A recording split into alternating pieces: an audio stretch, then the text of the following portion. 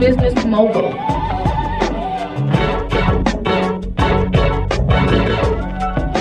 Yeah.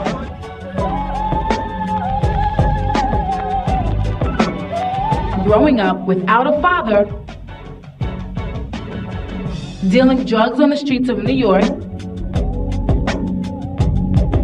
and eventually taking rapping seriously enough to become one of the greatest and most successful rap artists today. For Best Rap Album, the nominees are Jay-Z, having a music career and being an entrepreneur, simultaneously going all the way to the top in both arenas. You have to figure out curve in the projects, you know what I'm saying? And we had to prepare to get shoes. It took us months, and we had to save up and take out trash and do chores to get sneakers. So, to go from that to having your own sneaker is just the most incredible thing in the world.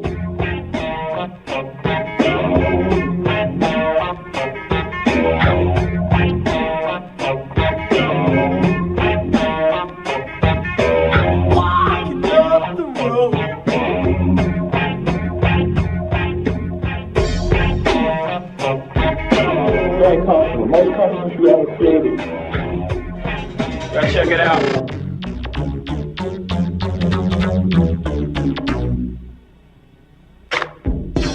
The life story of a man who had no clue that he would be one of the world's most influential rap artists and a role model to so many young black males. Jay-Z is a positive role model to rap artists, showing what you can do off of selling stuff off the street and freestyling and gaining respect as a rap artist. I think that he's a positive role model in the hip-hop community. As far as for children, I don't think that he's a very good positive role model, because me being a teacher for 5 years, I could tell you that, kids really eat that up. They eat the fact that they eat the image up of what he does. Like he talks about jewels and women and cash and doing all this stuff, and kids start to think that's what the most important thing in life is, and it really is not. It's about what's inside. It's about your heart. It's about who you are as a person, not about what you have and materialism. And I think he talks a lot about materialistic values.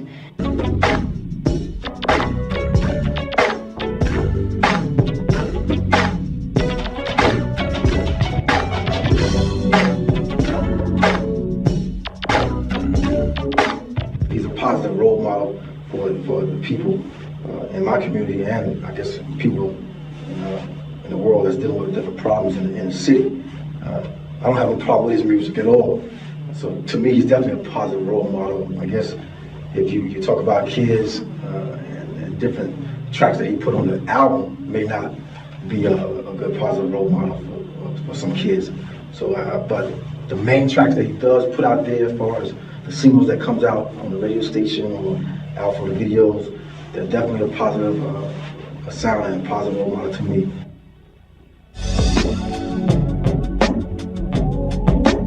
Deep search to find peace and closure with his father, which ultimately leads to his last album, and possibly his retirement as a rapper. Nah, you gotta make another one. But I feel like I said, I'm happy. I'm happy with what I've accomplished as a solo artist. Like, I feel like, what else can I accomplish? This is the life story of Sean Carter, also known as Jay-Z.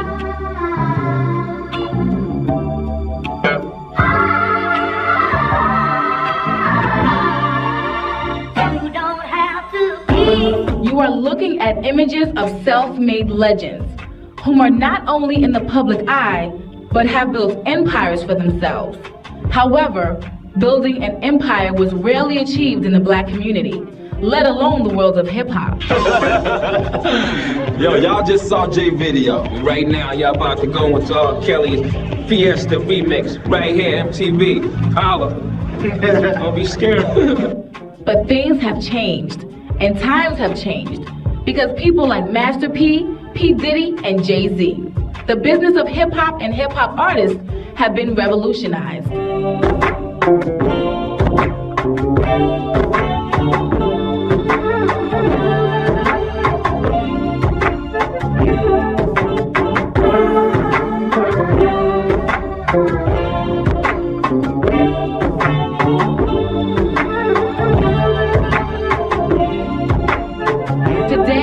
Jay-Z is not only a successful hip-hop lyrical genius, but he is also part owner of his own record label, Roc-A-Fella Records. Owner of his own clothing line, Roc-A-Wear. Owner of one of the hottest sports bars in New York called the 4040 Club, and his newest venture is working in film with his own film company, Roc-A-Fella Films. Jay-Z seems to be on top of the world.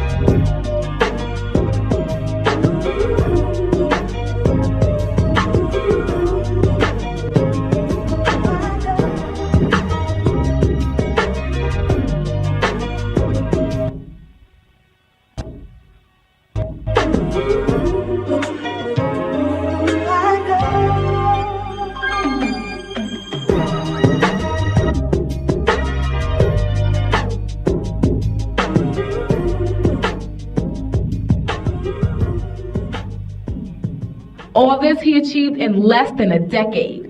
Not bad for a black man from the wrong side of the tracks.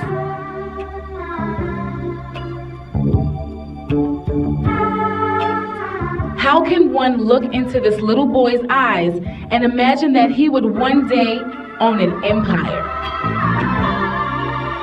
You don't have to be.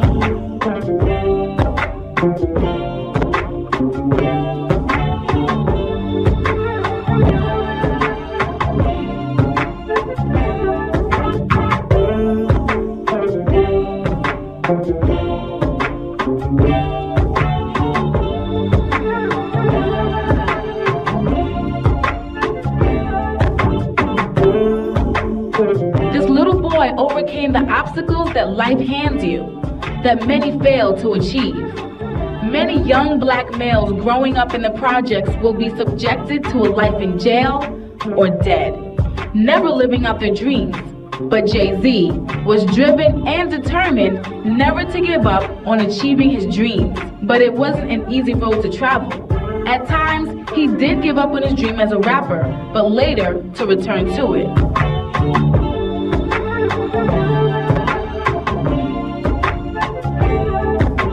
This is the story of a little black boy who overcame the hard obstacles of the tough ghetto streets of New York to achieve what few people have lived to achieve, and that is the American dream. Jay-Z was born Sean Corey Carter on December 4th, 1969. His birth was a miracle within itself, weighing 10 pounds. His first home was at 615 Lexington Avenue in Brooklyn, New York. But in 1975, his family moved to the rough neighborhood of the Marcy Projects. Shortly after, Sean's father left the family, leaving him to be raised alone by his mother, along with his brother and sister. During this confusing time, Sean was frustrated with his father leaving, so he accidentally shoots his brother in the shoulder. He later records a song entitled "You Must Love Me," showing remorse for the incident. You know, you see the cycle. It happens all the time in the projects. You know, you're having a certain life, and it leads either to jail or it leads to death. So, I mean, it's up to you to change it. And for me, it was like, what I'm gonna do? Like, I'm gonna just keep running the streets forever. What I'm gonna do when I get 30? You know what I'm saying? That always stuck with me. So, and I had a talent to rap, but it was a gift, and I didn't recognize it as a gift in the beginning because it was a gift, so it came easy for me to put words together. And my mom would always be like, you know, anything that you want, you gotta work hard for it. When Jay-Z was 15 years old, he entered into a rap talent contest out in Queens. This was also when he met Russell Simmons and LL Cool J, who were two of the judges at the time. He ended up receiving second place, but for Jay-Z, who wanted to be number one, it felt like second place was no place at all. When the talent show was over, Russell Simmons approached Jay-Z and asked him to call him if he was interested in continuing as a rap artist. Jay-Z tried several times to call, but he never got through to Russell, so he gave up and returned to the streets. Jay-Z, like most black men without a father, had no choice but to turn to the streets for comfort, escape, and validation.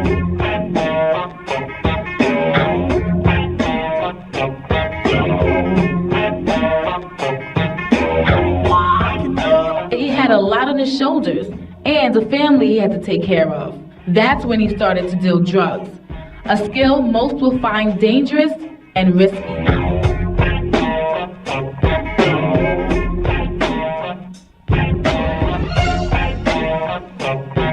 But left with no other options, he saw selling drugs as an opportunity to take care of his family. He had no aspirations, no plans, no goals, and no backup goals. He just simply wanted to make some money, and fast. However, because of his frustration and disappointment with his father leaving him, it will be this obstacle that drives Jay-Z to succeed.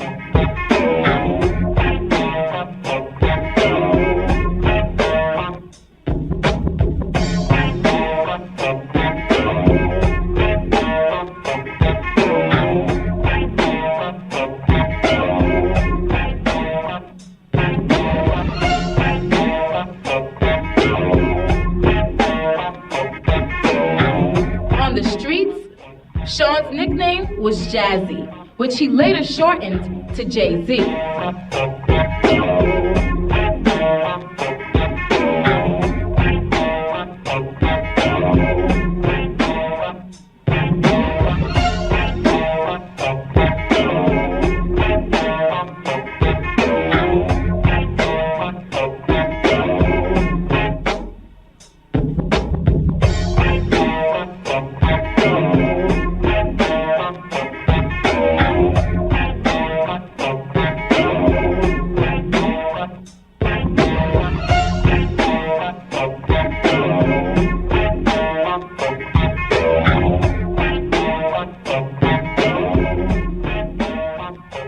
He began rapping to fit in with his friends.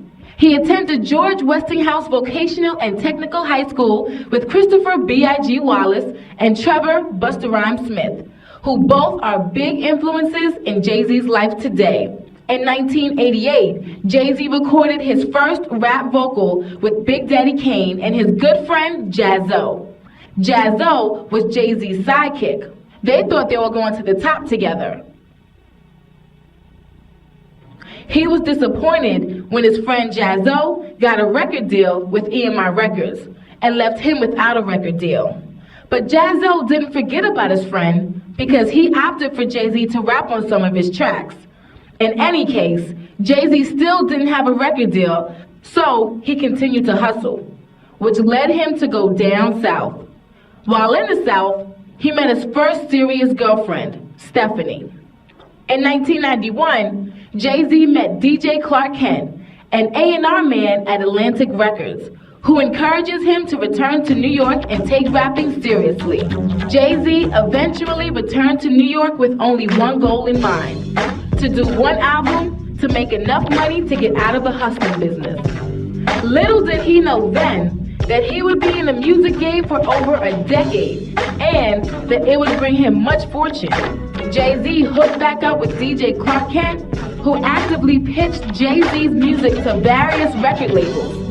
Later on in 1993, Jay-Z records a song called Show and Prove with Big Daddy Kane, Old Dirty Bastard, Shyheim, Big School, and Sauce Money. This was only one of many collaborations that Jay-Z records over time.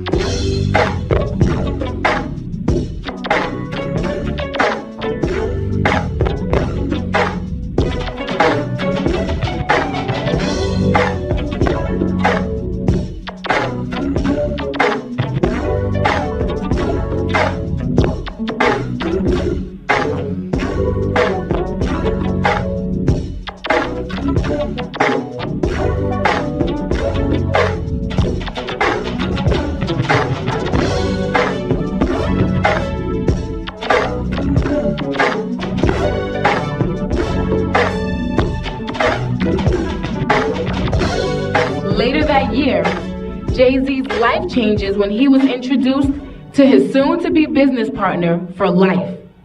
DJ Clark Kent introduced Jay-Z to Damon Dash, who was managing the rapper Original Flavor at the time. Jay-Z and Damon Dash hit it off right away, even though Damon Dash was from Uptown New York and Jay was from Brooklyn, New York. Damon saw potential in Jay-Z and decided to put him on an Original Flavors album and manage him as well.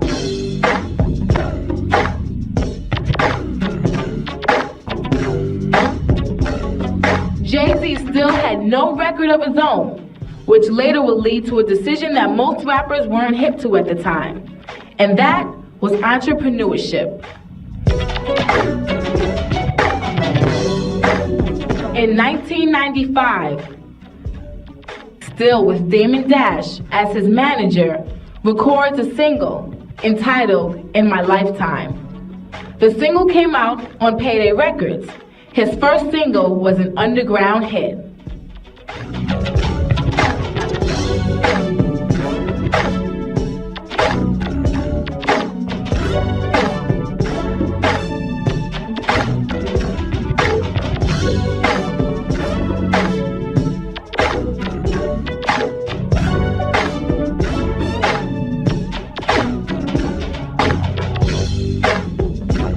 Frustrated with the rejection of other record labels, Jay-Z decided to set up his own record label with Damon Dash and Kareem Biggs Burke. The first single he put out was Can't Get With That. He caught the attention of Freeze Records. 1996 seemed to be a good year for Jay-Z. He had his own record label and released the single Dead Presidents that went gold. On this next single, he teamed up with Foxy Brown, an up-and-coming female rapper, on a song entitled Ain't No Nigga, which appeared on the Nutty Professor soundtrack. That single went to sell 1 million copies, which brought national attention to Jay-Z.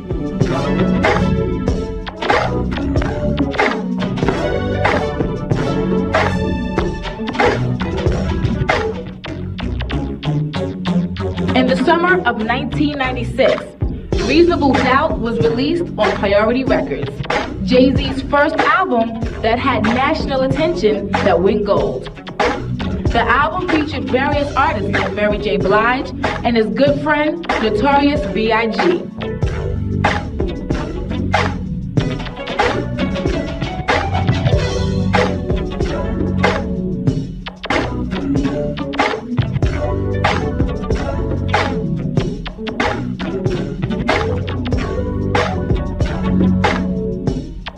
According to an interview with Vibe magazine, Jay-Z stated, "My dream when I did Reasonable Doubt was to do one album. I thought I was being artistic, making a statement. But when we sat down with Russell Simmons and Leor Cohen to negotiate with Def Jam, I was the only artist with Roc-A-Fella that could close that deal. So once that contract was signed, I knew I would be in the vocal booth for another 5 to 7 albums. In my heart, I always wanted someone else to do it. I wanted to be the businessman."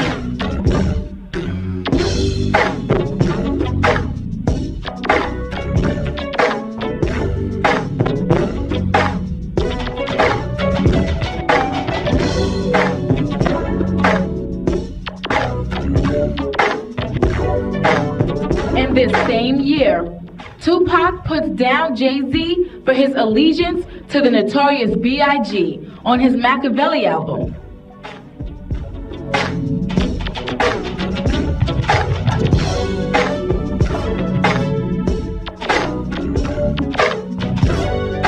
This came at a time of conflict between East Coast and West Coast rappers. And Jay-Z felt stuck in the middle. Jay-Z admired both Biggie and Tupac and had been a fan of Tupac since the Digital Underground days. Yet, he couldn't understand why Tupac was against him and Biggie. Unfortunately, 1997 was a difficult time in Jay-Z's life when his good friend, Notorious B.I.G., was brutally murdered. He threw himself in the studio and recorded his second album, In My Life, Volume 1. Jay-Z's second album was more commercial, which featured the first single, Always Be My Sunshine, a collaboration with him and Babyface.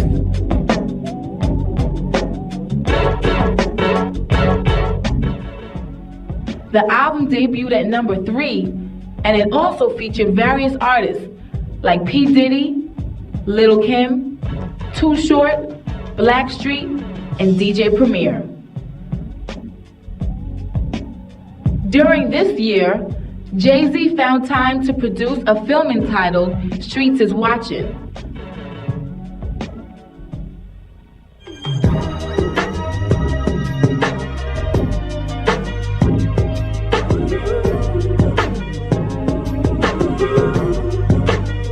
The film was released only on video and ended up selling more than 1 million copies.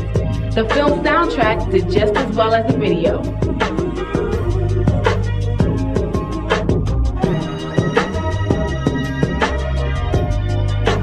In September of 1998, Hard Knock Life Volume 2 was released, which featured the hit singles Hard Knock Life, Ghetto Anthem, and Can I Get Up? The single, Hard Knock Life, was made different because it samples from the Broadway children's musical, Annie, and this was the first single that made Jay-Z an international star. Hard Knock Life Volume 2 proved to be Jay-Z's breakthrough album, selling over 300,000 copies in just its first week. The album also stayed number 1 on the Billboard charts for 5 weeks straight. Later that year, Jay-Z went on a huge tour with DMX. That was a mega success. He donated one night's worth of concert profits to families of the Columbine victims in Denver. Jay-Z then christened himself Hova.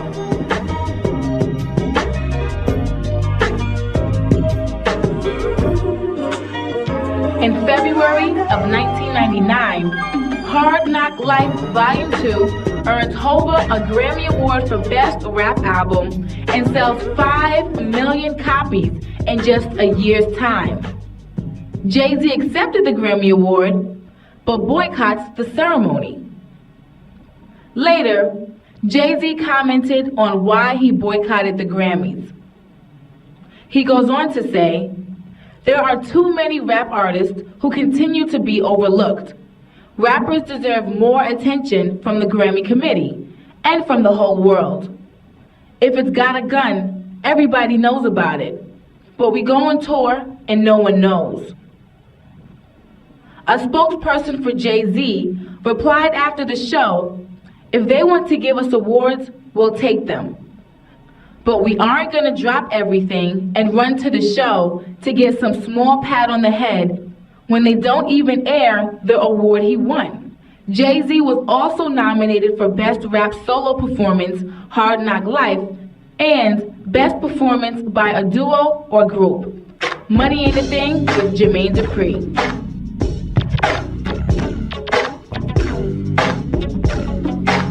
Jay-Z won an award for Best Solo Artist of the Year at the Hip Hop Source Awards. This was just the beginning of many more awards and adventures for Jay-Z.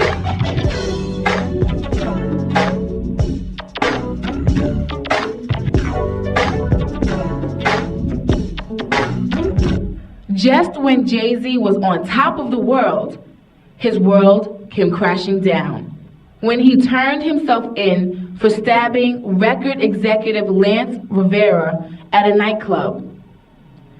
Jay-Z maintained his innocence, but was sentenced to 3 years probation. Police said that Jay-Z thought Rivera was bootlegging his music.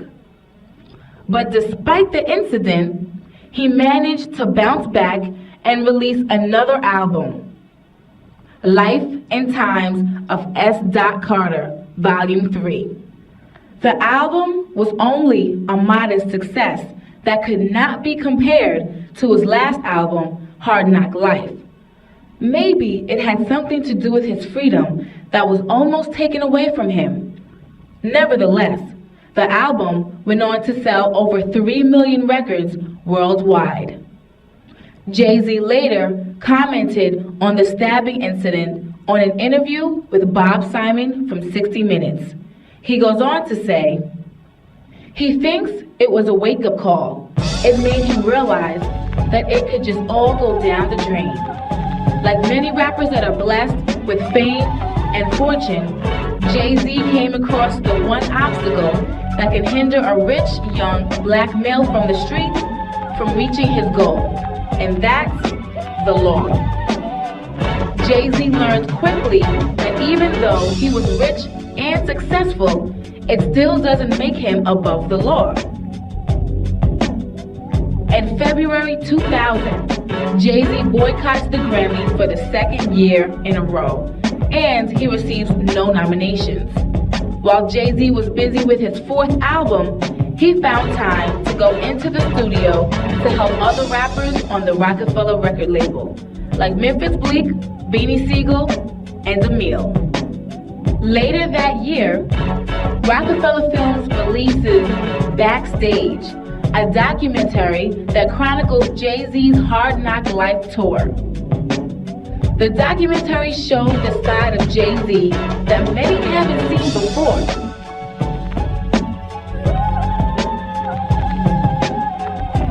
In October of 2000, Jay-Z released another album, The Dynasty, Roc La Familia, and it goes on to be certified double platinum.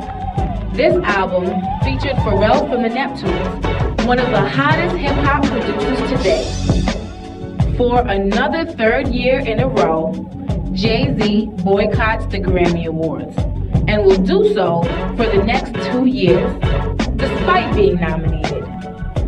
Unfortunately, Jay-Z was involved in another run-in with the law when Jay-Z and his bodyguard was pulled over for having a loaded Glock in his wristband. Jay-Z was arrested for criminal possession of a weapon in the 3rd degree, proving that the street still runs through the veins of Jay-Z. In the year 2001, Jay-Z worked with 2 of the biggest names in music, Michael Jackson and R. Kelly. Jay-Z and R. Kelly teamed up to do an LP, The Best of Both Worlds. Unfortunately, because of R. Kelly's troubles with child pornography, the project never took off and no videos were made. Then, he released his 6th solo album, The Blueprint, which was deemed a classic by his fans and critics. Blueprint went double platinum, and the proceeds from the tour went to help the victims affected by the September 11th tragedy, showing another charitable effort by Jay-Z. It's my city, man. Anybody, mess with my city, I gotta come to its defense, you know what I'm saying? So anytime there's, benefit concert, anything that's going on, I got my antenna up trying to, help out. Hova was one of the few rap artists ever to perform on MTV's Unplugged, which usually featured more singers than rappers.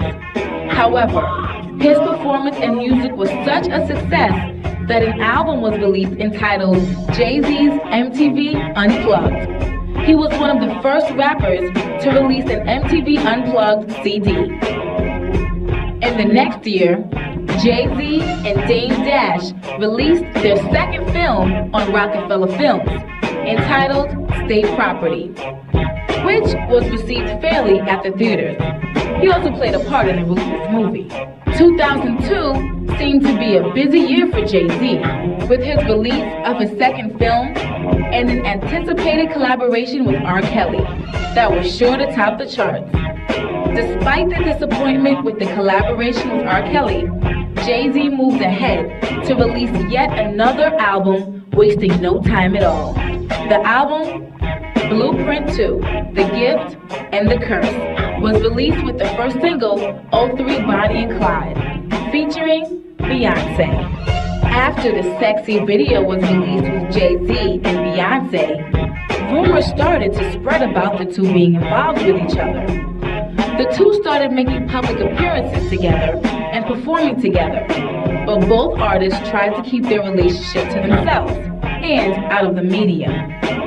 Jay-Z has always been a private person and tried to stay out of the media commotion as often as possible. Even though both Jay-Z and Beyonce are successful artists and always in the media, they felt that keeping their relationship quiet was the best thing to do because of so many failed relationships from other people in the limelight. This was probably a smart strategy on both of their parts because they are still friends and supposedly still dating. Maybe even marriage. The Jigga Man was a little disappointed by Blueprint 2, The Gift and the Curse. He felt that it had too many songs on it. But despite his slight disappointment and mixed reviews, The Gift and the Curse was the 5th album to go platinum. A third film, Paid in Full by Roc-A-Fella Films, was released in theaters, and Jay-Z was one of the producers as Sean Carter.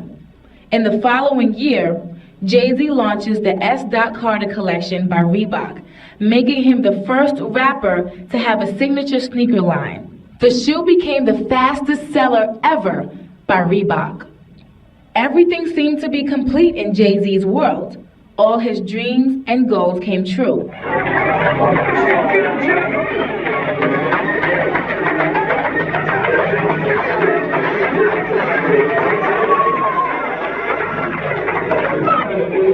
Jay-Z celebrated the opening of his 4040 Sports Bar and Club with his friends like Damon Dash, Magic Johnson, and alleged girlfriend, Beyonce. He survived the hard times and obstacles to come out on the top. After his first album, Reasonable Doubt, Jay-Z released an album every 8 months. So what's next for Jay-Z? He already owns a clothing line, a sneaker, a film company, and a record label. So why not venture out into sports? Jay-Z may be the co-owner of the basketball team, the Nets, and he may even build a stadium in Brooklyn.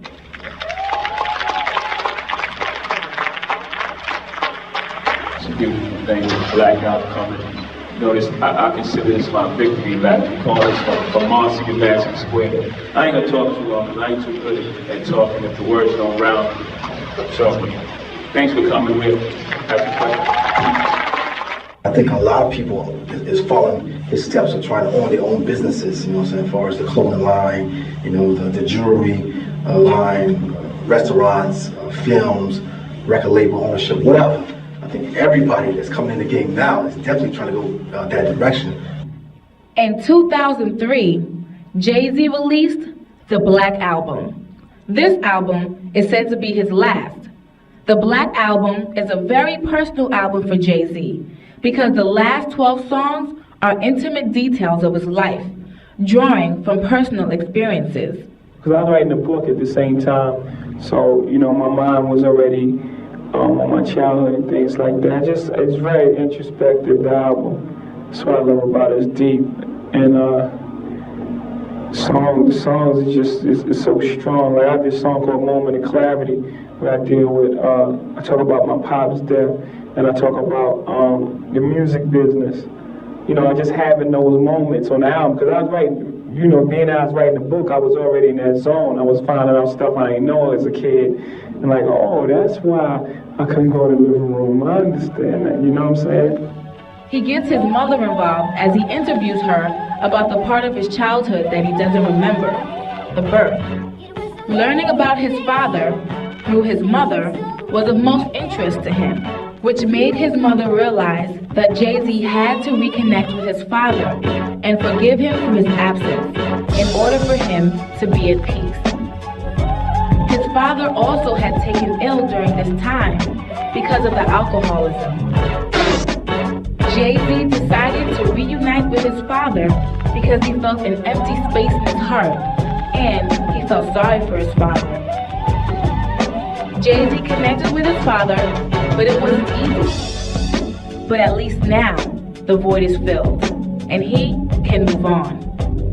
Now, contrary to public opinion, Jay-Z says he wants to retire as a rap artist to concentrate more on his many business ventures.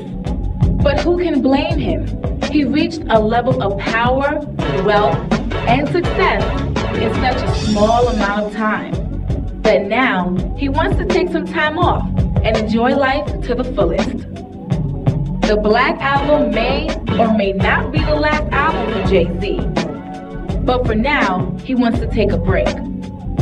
However, he's only at a young, ripe age of 35, where most people become successful in life. But in less than a decade, Jay-Z has done the impossible, and that was to build an empire. I know you're probably wondering, is there anything that Jigga Man can't do? Only the sky's the limit, baby.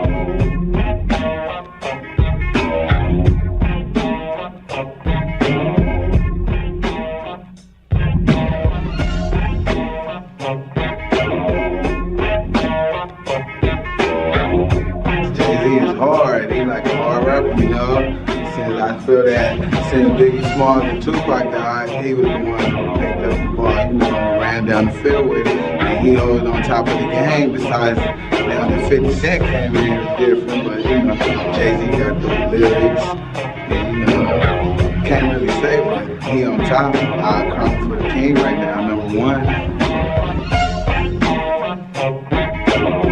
Now, my favorite song from Jay-Z is Change Clothes off the Black Album, because it's just something you can groove to, you know what I'm saying?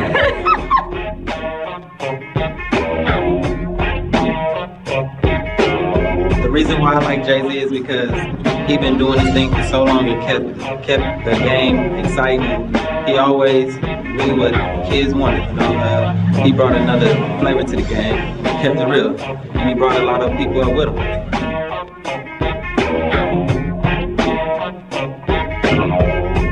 My favorite Jay-Z album is Blueprint 2, cause that was the best one to me, cause when I listened to it, he teach me a lot through that album, listening to what he went through, and I just like the lyrics that he spit on that one. So actually, Blueprint 2 is the best album.